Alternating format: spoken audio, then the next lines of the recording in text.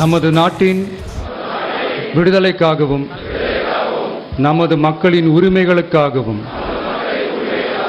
தமிழ் மண்ணிலிருந்து தீரத்துடன் போராடி உயிர் நீத்த எண்ணற்ற வீரர்களின் தியாகத்தை எப்போதும் போற்றுவேன். நமது அன்னை தமிழ் மொழியை காக்க உயிர் தியாகம் செய்த மொழிப்போர் தியாகிகளின் இலக்கை நிறைவேற்றும் வகையில் தொடர்ந்து பாடுபடுவேன். இந்திய அரசியலமைப்பு சட்டத்தின் மீதும் இறையாண்மை மீதும் நம்பிக்கை வைத்து அனைவருடன் ஒற்றுமை, சகோதரத்துவம், மத நல்லிணக்கம், சமத்துவம் ஆகியவற்றை பேணி காக்கின்ற பொறுப்புள்ள தனி மனிதராக செயல்படுவேன். மக்களாட்சி, மதச்சார்பின்மை, சமூக நீதி பாதையில் பயணித்து என்றும் மக்கள் நல சேவகராக கடமை ஆற்றுவேன் என உறுதி அளிக்கின்றேன். சாதி, மதம், பாலினம், பிறந்த இடம் ஆகியவற்றில் பெயரில் உள்ள வேற்றுமைகளை களைந்து மக்களிடையே விழிப்புணர்வை ஏற்படுத்தி